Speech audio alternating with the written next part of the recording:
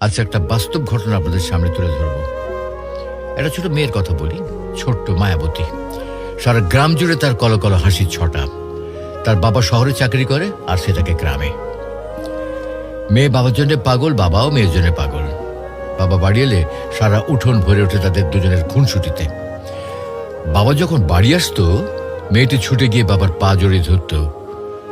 বাবা আদর করে বলতো, আমার রাজকন্যা।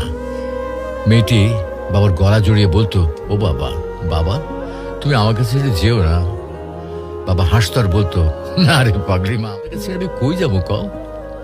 কিন্তু আজ যেন সবকিছু থমকে গেছে।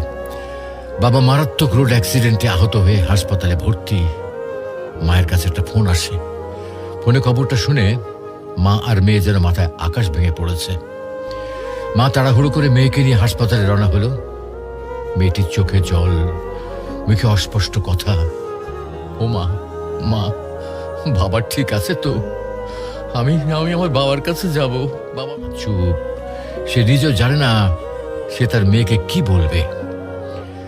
হাসপাতালে পৌঁছানোর আগেই যেন বিধাতার নির্মম আঘাত। মেয়েটার